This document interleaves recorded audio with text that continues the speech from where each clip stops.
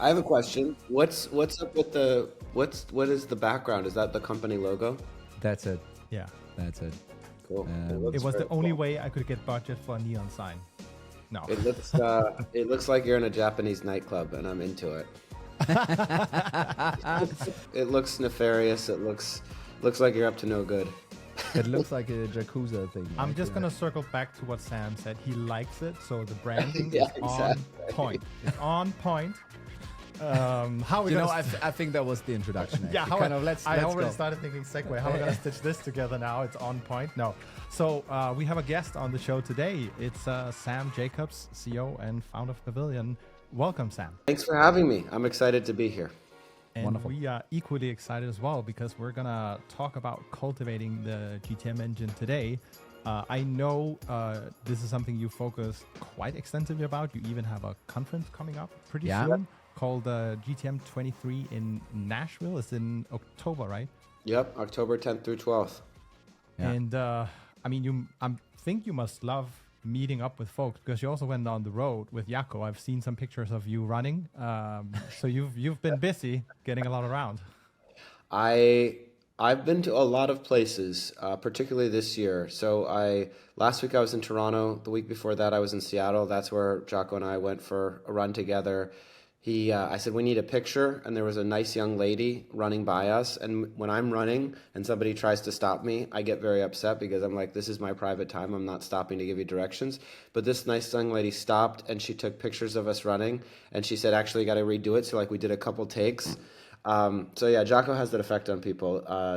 Thursday, I'm going to Charlotte. Then I'm going to Boston for inbound. Then I'm going to LA for the All In Summit.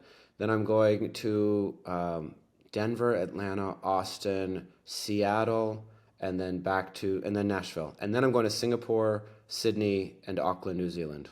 Wow. And we could be squeezed in just between all of that. All of that.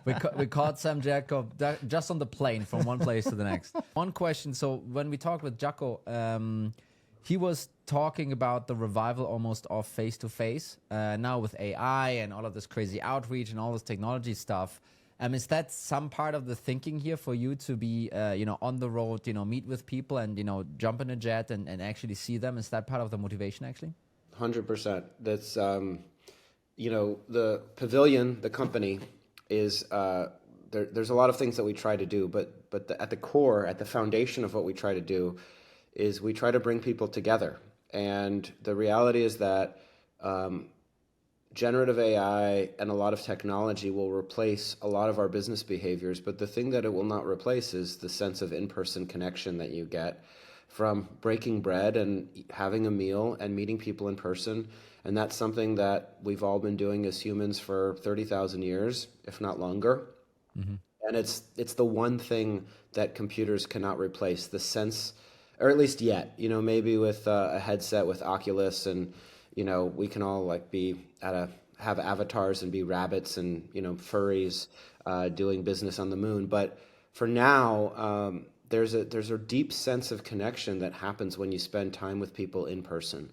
Mm-hmm. And we are rebuilt, we've made a bunch of mistakes and had a bunch of challenges as we've grown over the last couple of years. And perhaps the biggest is that really beginning in 2022, we sort of underappreciated the importance of in-person connection. And so we got rid of the sense of geographic chapters, which were the organizing principles for all of the different cities around the world where Pavilion members lived. And we're bringing them back now. And we're gonna have a Copenhagen chapter, of course, and we've got Mac Redden from the CEO of Comsor and a bunch of other folks to participate.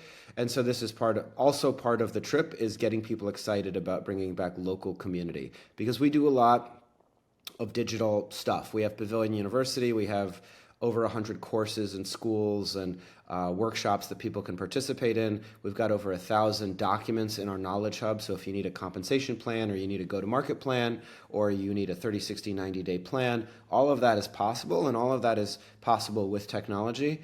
But the thing that drove people to join Pavilion in the first place wasn't any of those things. It was the sense of there's a group of people that are in my city that care about my career and that are going to help me, and we're all aligned by a common set of values around go-to-market. So that's part of the motivation. I'm really happy about this local chapter reversal. I really like to see that. And I'm signing up. I'm on my way, Sam. It's it's about to happen. I mean, it But takes 10 seconds, buddy. yeah. So the uh, so while Pavilion as a community, obviously, it's online and there are kind of those local chapters. There's also Pavilion, the company behind that, right? Yeah, And right. it's a little bit of a detour from our topic that we're going to talk about in a second. But I think Pavilion as a company is remote as well. Are there any learnings that are spilling over into Pavilion, the company, and how you run that with this whole remote versus in person, or how do you, or maybe you differentiate between those two things? No, I mean, of course, they're different things. Pavilion, the community, is different than Pavilion, the company. But yes, there are so many learnings. There are so many learnings, and I write a lot on LinkedIn, and I say this a lot, but the reality is that everything I'm sharing on LinkedIn is a painful lesson that I've learned recently. Right? It's not that like, oh, I'm trying not to present myself as I'm not some mystic from the mountain that sees the future. I am learning hard lessons every day about how to run Pavilion, the company. And this past year, frankly, has been the hardest year of the entire time that I've done it. And that's and so one big learning is, of course, like, we're all part of the market. And when things were going really, really well in 2020 and 2021, that was because we were part of the market. And when Hopin's raising $100 million or $200 million, and Dooley's raising $100 million on very small revenue, and when all of those companies are raising tremendous amounts of money and they share it with us, our results look very good.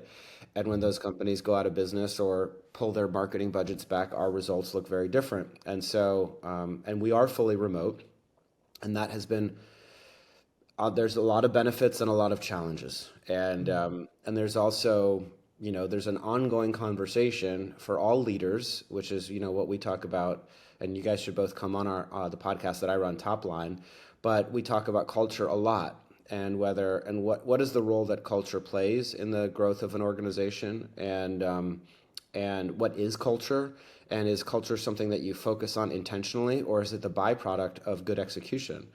And that's a Pavilion, the company, has been wrestling with those challenges ourselves. We had a reorganization earlier in the year. We were 60 people, now we're 40 people. So, we cut headcount, and, we're doing quite well in a lot of different dimensions, but it's been challenging to run the company. And it's also challenging to run the company because, I wrote a book called Kind Folks Finish First, and it's about kindness. And if there's anything that sets you up to be the target, it's, writing a book about kindness. I was with a bunch of Gainsight employees over the weekend. And, Gainsight built their brand on their first most important value is human first. And they've been, one of the best places to work for a long time. And they are also going through some challenges, and they are grappling with what does it mean to be human first when you're also focused on profitability and EBITDA, and you're not just focused on feeling good. And that's the same challenge that we struggle with at Pavilion, which is you still need accountability. You still need to drive results in it's still a business. If it's not a business, that would be very different. If it was a nonprofit, I'd just be on the road raising money the whole time. But it is a business, and that means that kindness has to evolve in terms of its definition. It doesn't just mean being nice. It has to mean running the business well. I think those are some really deep thoughts that I actually need to kind of process a little bit before asking kind of a question on this. So I know exactly what I want to ask it. I mean, we can take it so many directions. I can be very high level. I can be very surface if you want, No. I think what I've taken away just from the first couple of minutes of talking is, so you're out talking with a bunch of people, and you yourself are sharing your learnings, which, sometimes there are successes, but also failures, which when you get the biggest learnings at the end of the day, right? And so you, in given your position, I think you're able to help a lot of people through this show in curating, some thoughts on how to actually build an efficient go-to-market engine, especially right now at this time. And what I'm really curious about, with all the people you talk with about building GTM engines, what are the things that keep coming up again and again that are signs that this is actually what you need in order for you to have an efficient engine? Well, I do talk to a lot of people, and the reason, I guess, there's a couple ways to interpret that question.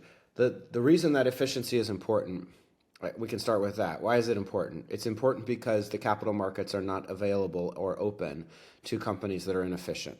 And you can even see, the companies that are going public, right? There's 3 big IPOs that are coming this fall, very soon, right? One of them is Arm, the other is Instacart, and the third is Klaviyo. And Klaviyo was unprofitable last year and growing very heavily. And this year they've moved to, I think, 10%, if not more, profit margins, and are now generating cash. And their growth rate went from like 53% to 42%, but still at 585 million in ARR, they're doing incredibly well.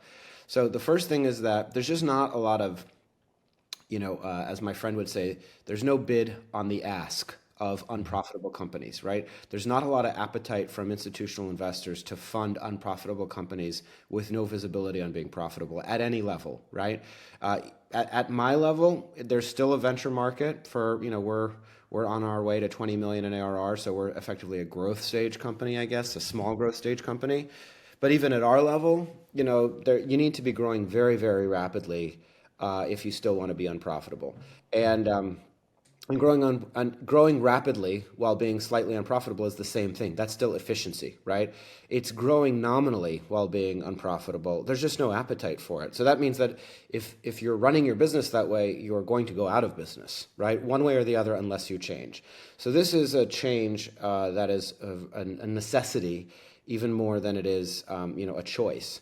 And it doesn't really matter, actually, for now, although it might be should, but it really doesn't matter how much is on your balance sheet. I have friends that have $40-50 million of cash on the balance sheet for their businesses, but they still are getting questions about gross margin and EBITDA from their board because it's a requirement to continue to pursue a higher valuation. So that's why it's important right now. So then what's the learning, and how are people making this transition? So here's what I hear. Outbound doesn't work the way that it used to work. That's for sure, right? And everybody is worried that LinkedIn inboxes and email and cold calls are less and less effective, and they will only become less effective. Of course, there's an inverse correlation to, conversion rate to volume, right? So as generative AI, I haven't seen it happen yet, but you can imagine that Outreach and SalesLoft and Apollo will start saying, click a button and you don't even need to write the email. We'll write the email, right? We'll write the LinkedIn message. And all of a sudden, maybe there will be 2 to 3 times as much email and LinkedIn in-mail volume as there is today. I don't know if that's going to happen because people aren't completely stupid, and so everybody will see this coming. But the point is that traditional channels aren't working. There's a couple things that aren't working, right? Large teams of SDRs that are using canned or generic messaging to drive meetings to average sellers, that's not working, right? This is from our sales benchmarking report that we did with EBSTA. Only 28% of B2B reps are hitting quota right now.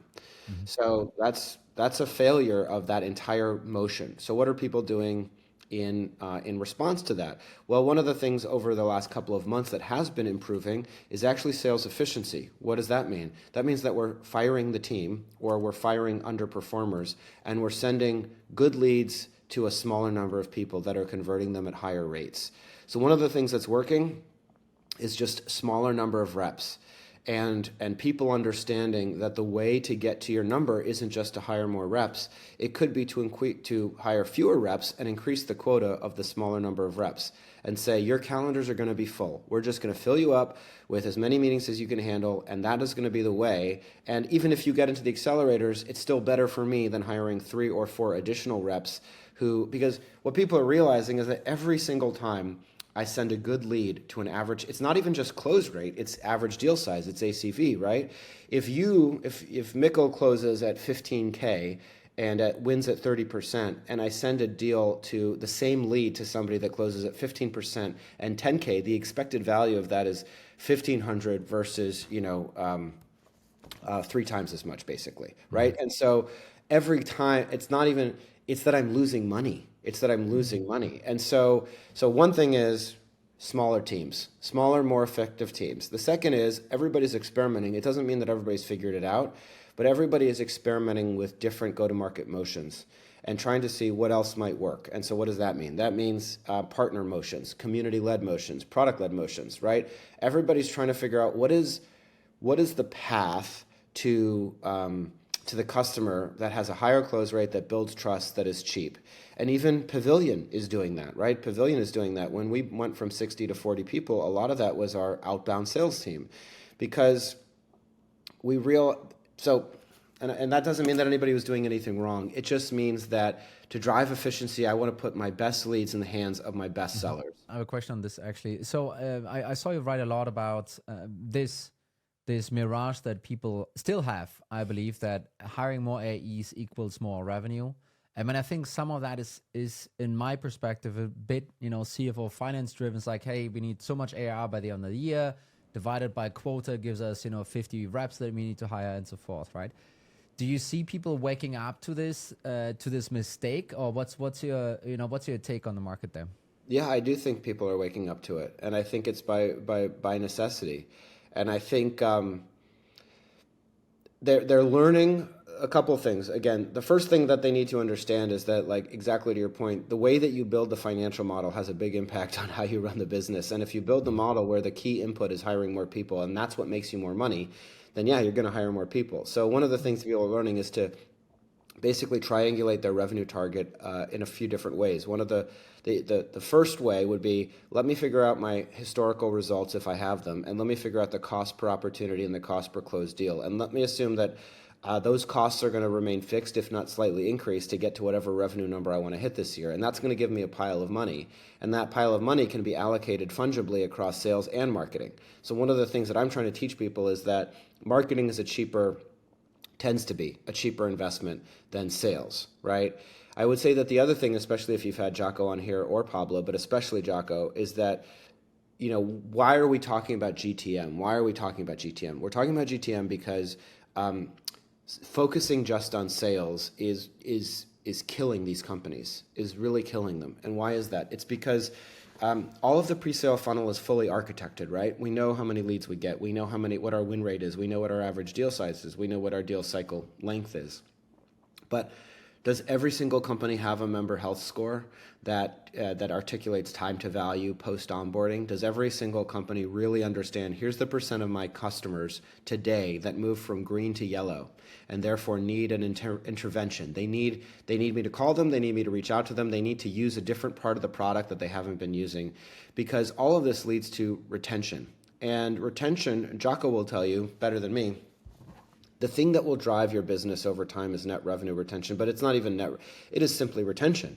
It is that you cannot grow if you have high churn. You cannot grow. And and only the youngest, earliest founders I was a VP of sales years ago. I've been doing this a long time. And when I first got to a VP of sales, I was one of those people that was so excited about new business, and so excited because, ARR goes up immediately. Whereas like taking care of a customer really doesn't do anything for my number. It just sort of stays there. It's not as exciting.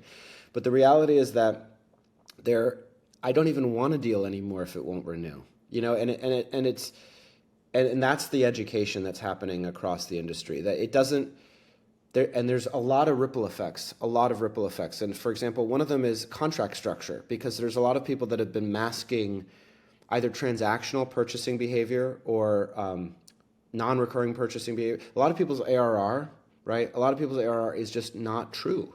It's not true because it's got planned cancellations of people that aren't even using the product, and it just hasn't shown up. If you have a customer that said, I'm going to cancel in October, and you're keeping them in ARR until October, that doesn't mean that the number is real today and fake tomorrow. So I think you're totally right? We see this also with our customers. The newbest funnel is usually really well thought through, and all the stages, and from lead to MQL, SA, SQL, and the different pipeline stages and so forth.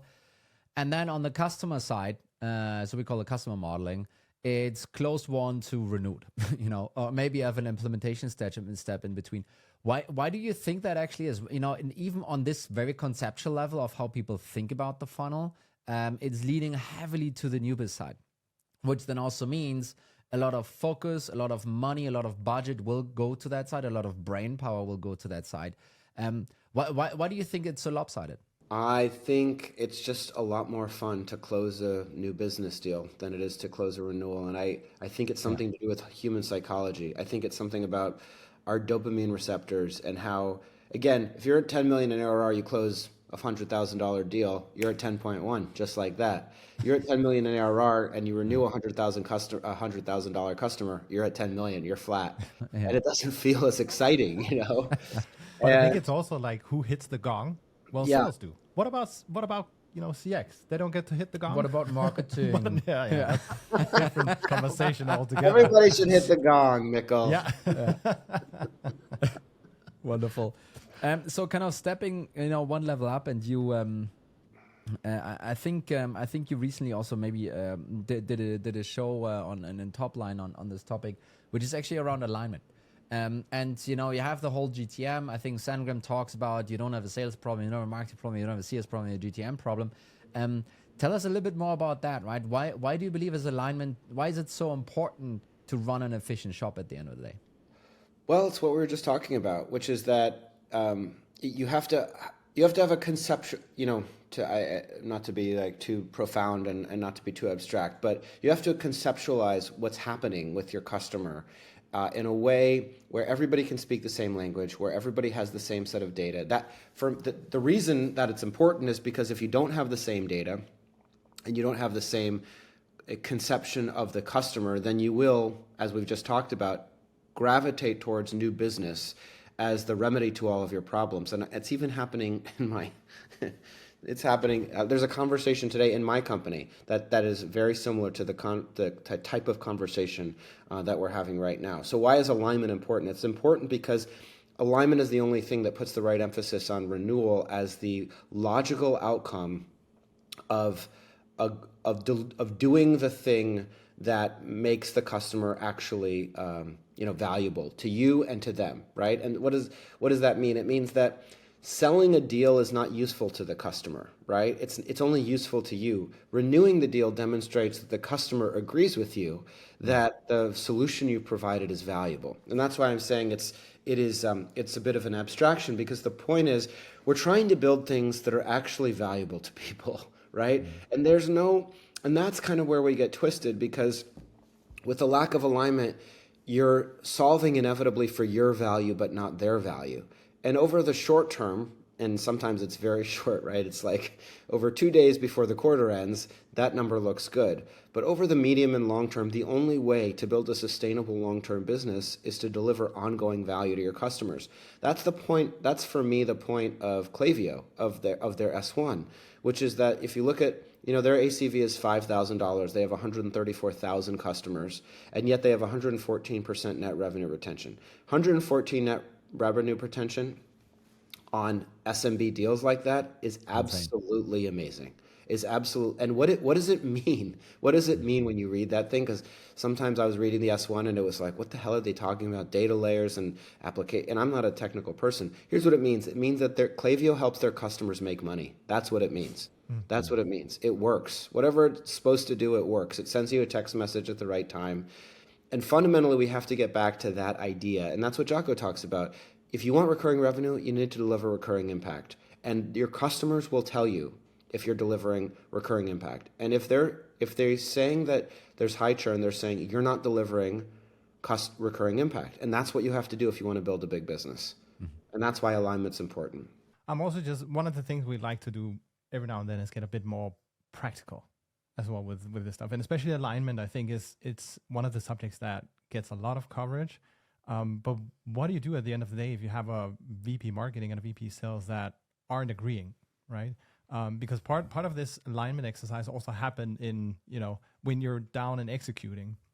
So I'm curious how you see that with the different teams and folks you talk with. Also his point, maybe, a VP sales that is not delivering customers to the VP CS that they can renew, right? I mean, there might be maybe the all the focus on sales and marketing alignment is starting to be a moot point. It's actually going to be more about new biz and existing business alignment. I don't know. Maybe I'm foreshadowing. Well, again, alignment doesn't just mean 2 departments. It means probably 4 or 5 departments. It means product, sales, marketing, customer success, and maybe RevOps. So what do you do if they disagree? Well, I mean, I think that's some level of constructive tension is important. I think incentives are the first thing we need is a common data layer, right? Like the first thing we need is like nobody can have their own set of data that's different from, you can't have an ARR number that's different from my ARR number. You can't have a churn rate that's different from my churn rate. We all have to be using the same data and agree that it's the right data. So that's thing number one. And we need to have the same terminology and the same funnel. Jocko calls it a bow tie. But the point is we're all using the same methodology. We're all talking. So at least we can have a conversation that starts from an agreed set of facts. That I think is the most important thing. And then I guess when it comes to disagreement about maybe it's what's the right way to build pipeline, well, I think that's the purpose of, healthy debate. And then you need a decision-making process where, again, but referencing data. The thing that I think when I personally gotten in trouble, it's because, and I get these questions a lot, how do you convince a CEO that marketing is more important than sales or to make some of these changes or not to hire so many account executives? Well, one of the ways to definitely not convince the CEO is to use emotion, right, and to get angry or to make it about personality. It's not about personality. It's about an objective view of the facts. That's what I would say. And if I am the CEO overseeing or trying to broker a conversation between sales, marketing, CS that isn't productive, I'm going to go to the facts. And then I'm going to try, and then there's probably an incentive structure that hopefully drives a little bit of alignment. So that might be that there's that some meaningful portion of their bonus or their quote unquote commission. One of the best ways to push a VP of sales out of alignment is to pay them monthly commissions. Yeah. Then you're going to get what you pay for, which is and especially monthly commissions on new business. If you want to pay for monthly new business commissions on new business, you're going to get lots of shitty deals.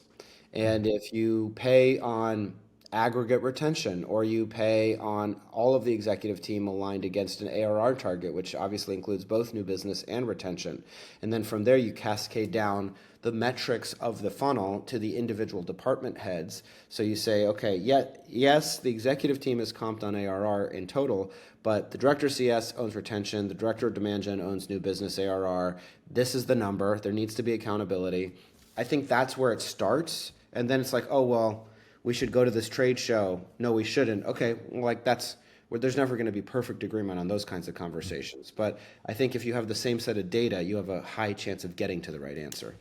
So we'll have a bunch of RevOps and CRO folks listening, and especially for the RevOps conversation, right? So when you talk about data and alignment, it almost lends itself a little bit to this topic. So what's your perspective on revenue operations helping with data, which is so alignment, which is to a degree derived from data and so forth? What's your perspective on that? Yeah, RevOps is critical. I mean, what I would, like I said, there's a world where every department has their own operations person, and they report to the head of that department. And I think that's probably a mistake. I don't have an opinion on should RevOps report to finance, but I can understand why some people would want that. What I know is that I want one source of data. You're not allowed to have a churn number that's different from my churn number. We have the same churn number.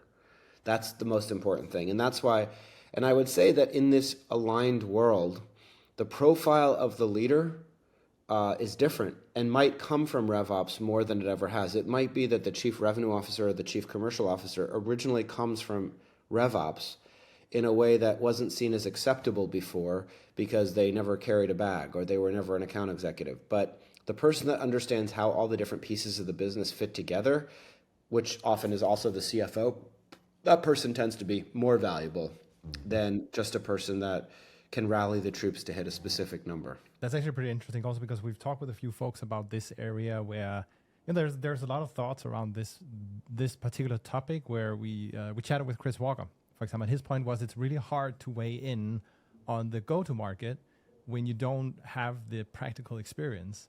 But then, we recently talked with a VP of Revenue Operations at HubSpot who said, well, I'm a curious person. I like to go and learn. So I will build up that experience. Well, I think your point is like maybe leadership can come from RevOps as opposed to just Yes. from the functional area. And Yeah. that's where, yeah, you need somebody that can yes, you need to be able to lead a group of people and motivate a group of people, but what you really need is somebody that understands how the business works. So one of the things you said earlier, Sam, around what specifically happened with building an efficient go-to-market is people create smaller teams and outbound, isn't working. Why do you think actually we got there? Was it because we were greedy and had to grow really fast? So we just accepted that the efficiency wasn't all that attractive and we built this beast of an engine? How do you think we got here? Yeah, okay. Yeah. Next question. Because Next question. interest money was free. Yeah. And I've been thinking a lot about this because, the first thing you can say is like, well, money was free and everybody pursued growth at any cost. Okay, but what were all three of us, what was our mindset 2 years ago? And how did because humans are very status driven, right? And we're comparing ourselves all the time. And so how did we compare success? What was success 2 years ago? First, one indicator of success was how much money you raised, right? And it was that the more money you raised, that was an indication that you were better in some way. And if somebody raised $50 million from HubSpot Ventures and I only raised $25 million, then I would feel threatened. And then the fear part of our brains says, I better get as much of the market as possible, because if I let them get as much of the market, then they will grab the whole market. And I will wake up one day and not have any opportunity to grow. I will be starved out of, there will be no oxygen left in the room. And that created an arms race, a funding race, where everybody was raising as much money as possible and thinking that if they didn't get to every use case and every persona and every industry vertical first, and we did this too, by the way, we did this. And I can give you a very specific example, which is that we were an executive-only community, and we were partnered with this company called Sales Impact Academy, and they were doing training for sales teams. And they were... and I'm friends with the founder now, but we were sort of competitive.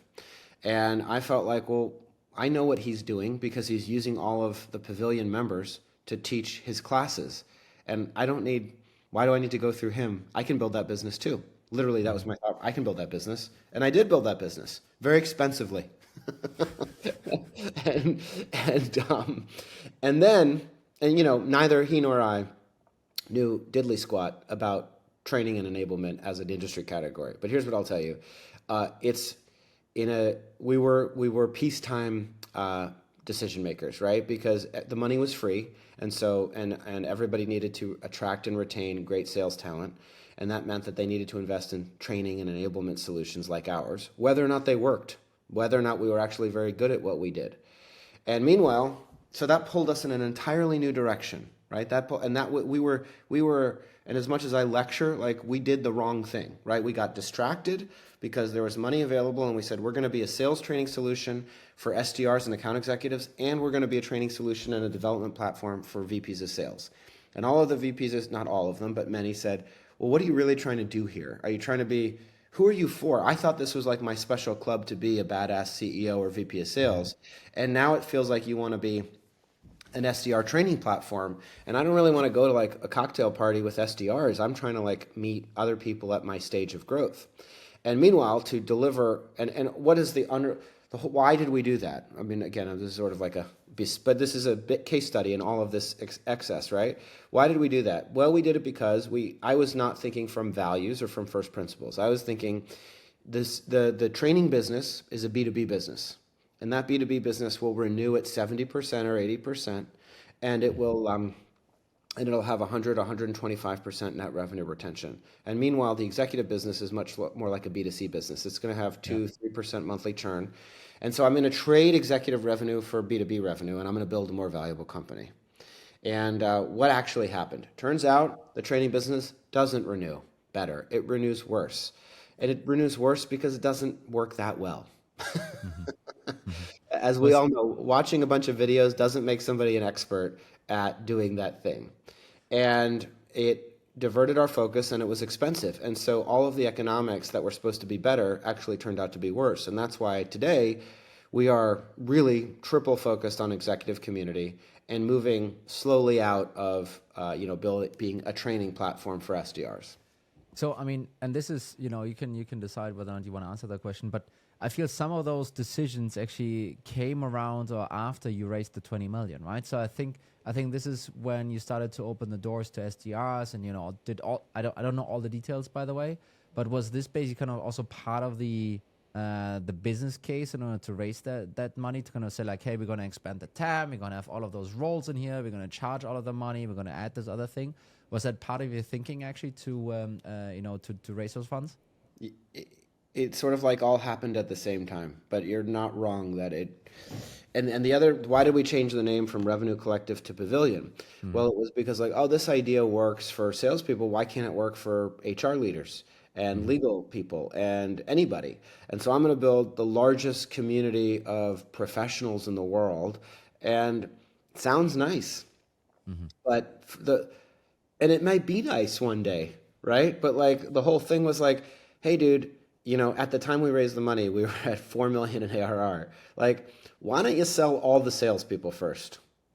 Why not just sell all the salespeople first before you do the thing for HR? Because you don't know anything about HR, and you're probably not going to be very good at it. So let's just. And I had this conversation this year, right? In January of this year, I'm driving down the Long Island Expressway in New York, and I'm talking to my friend Andrea Kyle, who is a CMO. Now she's a CRO, but she's a longtime CMO of Electric and Signpost and a bunch of other businesses. And she said, "Tell me about your TAM." And I said, "I think there's about 60 to 80,000 VPs of sales, marketing, CS, RevOps, and CEOs and founders of B2B SaaS businesses, 0 to 50 million ARR in North America." Because there's about 15,000 companies, Yeah. figure 4 people per company. And she's like, "And how many do you have?" I was like, "We have about 4,000. And she's like, "So why are you doing anything other than getting the next 4,000? And I'm like, "Yeah, I don't know." I wish I'd spoken to you 2 years ago.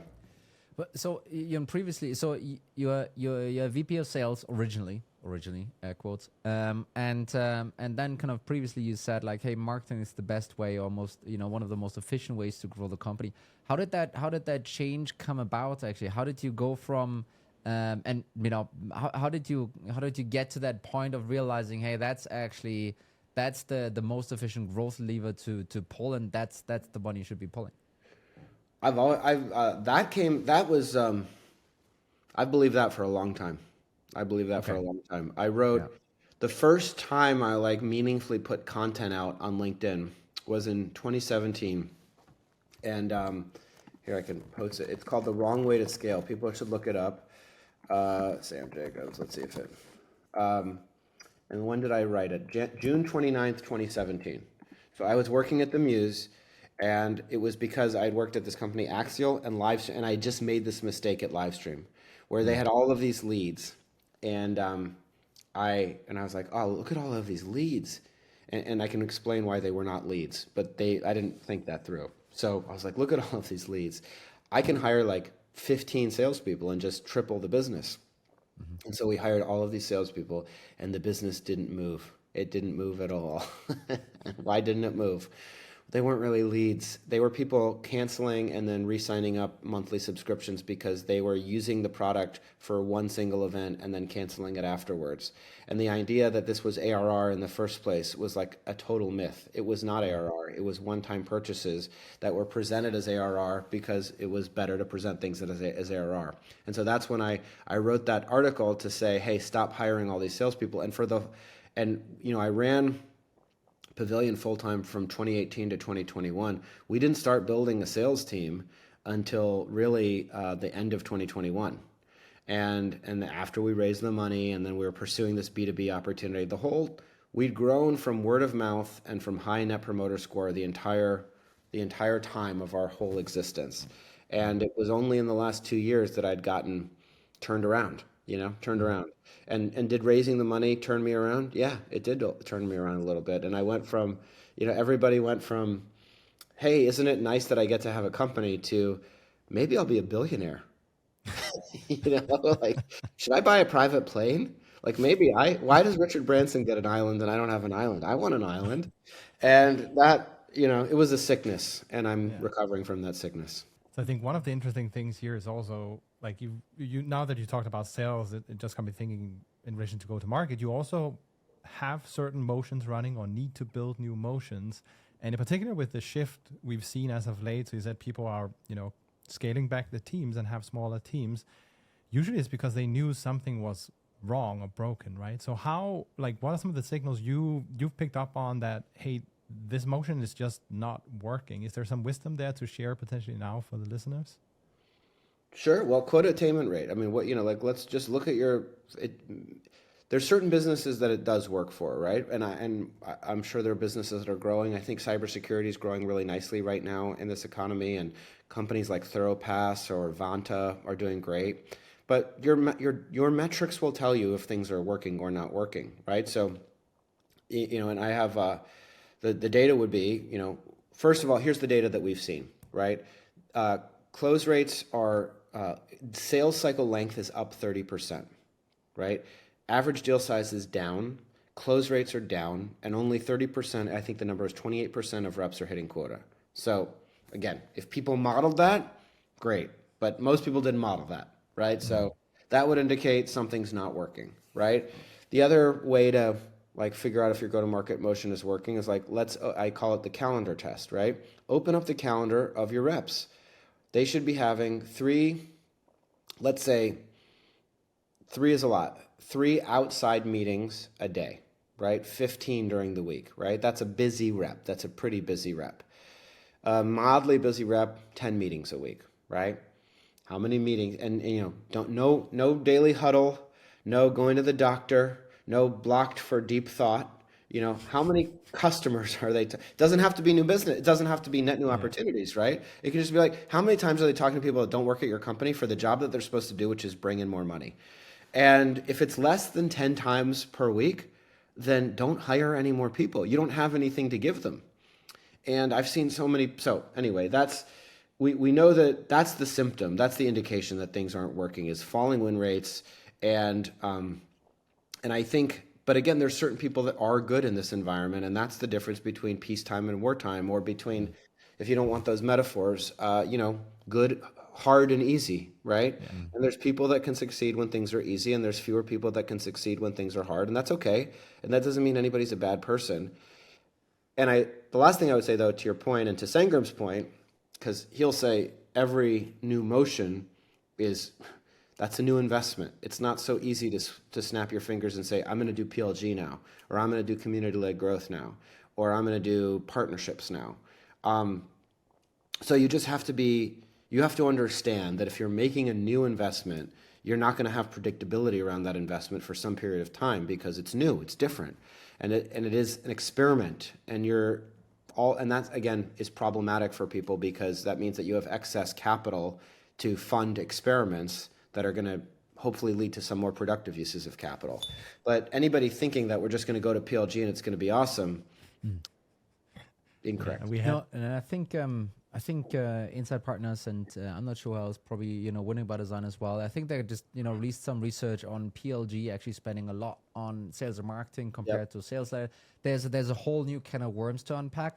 But if we take a step back and try and look forward for a second, right? So I mean, there's number one, I think a couple of holdouts are still thinking, hey, this is just a dip. We're gonna go back to the heydays. The majority is coming around, hey, that was a correction, and that's kind of how we need to live now. First of all, I think I can guess in which camp you are, but what do you think will be the result of this, right? Will we all be trying to do community-led growth and go back to events and send a direct mail? Well, what do you think is going to happen in the next couple of years to all of those go-to-market motions? How is that whole transformation gonna end up landing in the end? In the next 5 years, I don't know. I don't think it's going to go back to the way it was, because I just don't. The first answer to your question is I have no idea. The second question is the world of large sales teams for mediocre products, I do think is over. I think great products, Klaviyo will have a large sales team. Big enterprise companies that can close 7-figure deals, where they understand the economics of why they need sellers in every zip code. Those companies, and there are companies out there, they will have sales teams. But I think most companies here, here's what I really think. I think most companies will become smaller, and there will be many more companies. And I don't have any. Here's what I mean. I have seen more people, more of my friends, more of my friends who are non-technical. More of them have started their own businesses in the last 12 months than at any time in the last 15 years. Now, there's a bunch of confounding factors. I'm old. My friends are getting older, right? So like it's time for us to start businesses. But even, there's a guy named Mark Collins. He was the CMO of Air Meat. He just started his own company. This guy, Andrew Mewborn, who was the SDR at Outreach, who's funny and kind of irreverent. He started his own company. My friend Mike Hoffman started this company called PassSite. My point is with generative AI means that you can, the ChatGPT, the OpenAI API is natural language. You don't need to write Python. You don't need to code in Python or React or JavaScript. You don't need to know any of that stuff to talk to the OpenAI API, right? Programming and engineering will become natural language, which means that anybody can do it, which means that, and I don't know what that means for the venture capital industry, because what I really think, and this is to the point of Insight Partners cutting their targets for their new fund, as well as I think Tiger also cut their. I don't know that how this will all. I think Jason Calacanis and seed stage investors and early stage investors will have a lot of checks to write. But I think that the TAM for those companies will be much smaller because they're just going to be a smaller number of people running what are meaningful businesses. I think Justin Welsh started all of this when he started creating content on LinkedIn. But for him, solopreneurship means like how to coach people to create content. And I think there's going to be far, far more use cases in the future for solopreneurs to build. There's a world where I could run my whole business with probably like 5 people and just be a LinkedIn influencer talking about go-to-market without really ever, practicing any of the things that I talk about. So all of that's a long-winded way of saying that I don't think that we're going back to the world of hundreds and hundreds of salespeople at 20 million ARR companies that have 80% net revenue retention and where only half the people are hitting quota. I think that world is probably gone for a long time. That doesn't mean company formation is gone. I think company formation is going to go way up. I think the world is far more interesting. And I think that generative AI, plus a lot of the advances, I still think there's so many technological advancements that are going to drive human productivity that I'm still incredibly bullish on the market, right? Like on human productivity outpacing other deflationary forces, right? On the world getting better for more people, even with climate change. And in fact, climate change will trigger all of these amazing new companies to be started around, and you're in Denmark. So, like obviously farming and food production with much lower inputs, but also carbon sequestration. I think we're going to adapt to climate change, and it's going to be a really painful 50 to 100 years. But I think we're going to emerge. And yeah, the world will be geoengineered and, we'll be messing with the atmosphere and doing weird stuff to it. But I think all of that is productivity for the human race. So what does all of that mean? That means that I think that was a fantastic view into the next 5 to 500 years, Sam. The main thing we need, I'll leave you with this silly comment. The main thing we need is more babies. That is what we need. We're working on it. We've worked on it. We've done now. We've worked on it. Guys, not the two of us with one another, by the way. It's like, I think we have five kids between the two of us, right? Yeah. Yes, all right. Well, I haven't started yet, but I'm going to have everybody so my hot take, which I said on Top Line, is that in the future, you will be able to order babies that will be grown in labs. And that's Sam Jacobs from Pavilion. I didn't know we also did banter at the end, but I'm kind of loving it. I'm not against this. This is great. Sam. Yes. Thank you so much. Thank you so much for being here. To have you. Thanks so much for talking about GTM and some of those details, but also kind of broadening this a little bit out. I think this was fantastic. Thank you for spending the time with us. Thanks for having me. I appreciate it. Wonderful.